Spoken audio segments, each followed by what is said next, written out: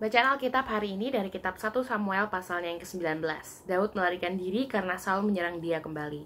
Saul mengatakan kepada Yonatan, anaknya, dan kepada semua pegawainya bahwa Daud harus dibunuh.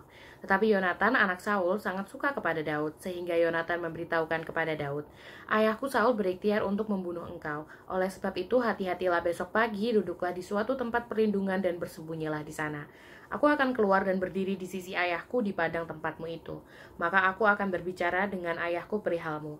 Aku akan melihat bagaimana keadaannya lalu memberitahukannya kepadamu." Lalu Yonatan mengatakan yang baik tentang Daud kepada Saul ayahnya, katanya, "Janganlah raja berbuat dosa terhadap Daud hambanya, sebab ia tidak berbuat dosa terhadapmu. Bukankah apa yang diperbuatnya sangat baik bagimu?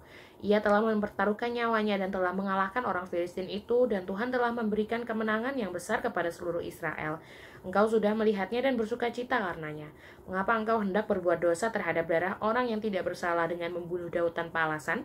Saul mendengarkan perkataan Yonatan dan Saul bersumpah, "Demi Tuhan yang hidup, ia tidak akan dibunuh." Lalu Yonatan memanggil Daud dan Yonatan memberitahukan kepadanya segala perkataan itu. Yonatan membawa Daud kepada Saul dan ia bekerja padanya seperti dahulu. Ketika perang pecah pula, maka majulah Daud dan berperang melawan orang Filistin.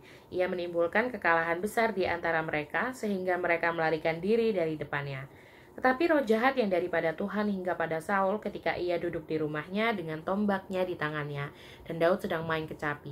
Lalu Saul berikhtiar menancapkan Daud ke dinding dengan tombaknya, tetapi Daud mengelakkan tikaman Saul sehingga Saul mengenai dinding dengan tombak itu.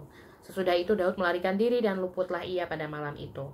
Kemudian Saul mengirim orang-orang suruhan ke rumah Daud untuk mengamat-amatinya dan untuk membunuh dia pada waktu pagi. Tetapi Mikal, istri Daud, memberitahukan kepadanya demikian, "Jika engkau tidak dapat meluputkan dirimu malam ini, maka besok engkau akan dibunuh."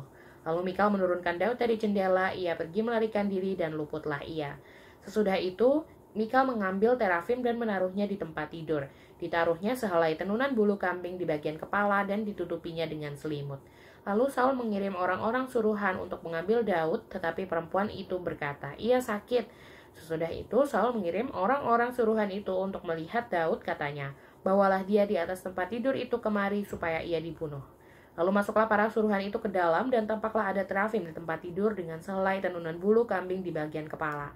Berkatalah Saul kepada Mikal, "Mengapa engkau menipu aku demikian itu dan melepas musuhku pergi sehingga ia luput?"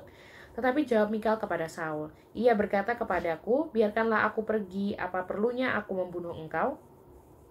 Setelah Daud melarikan diri dan luput, sampailah ia kepada Samuel di Rama dan memberitahukan kepadanya segala yang dilakukan Saul kepadanya. Kemudian pergilah ia bersama-sama dengan Samuel dan tinggallah mereka di Nayot. Ketika diberitahukan kepada Saul demikian, ketahuilah Daud ada di Nayot dekat Rama. Maka Saul mengirim orang-orang suruhan untuk mengambil Daud.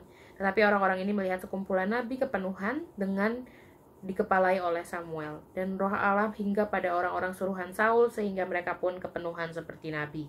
Lalu hal itu diberitahukan kepada Saul. Ia mengirim orang-orang suruhan yang lain, tetapi orang-orang itu pun juga kepenuhan seperti nabi. Saul mengirim sekali lagi orang-orang suruhan, rombongannya yang ketiga, dan orang-orang ini pun juga kepenuhan. Lalu ia sendiri pergi ke Rama. Sesampainya ke dekat perigi besar yang di Seku, bertanyalah ia, katanya, "Di mana Samuel dan Daud?" Jawab orang, "Ada di Nayot dekat Rama." Lalu pergilah ia ke sana, ke Nayot dekat Rama, dan pada dia pun hinggaplah roh Allah, dan selama ia melanjutkan perjalanannya ia kepenuhan seperti nabi hingga ia sampai ke Nayot dekat Rama. Ia pun menanggalkan pakaiannya dan ia pun juga kepenuhan di depan Samuel.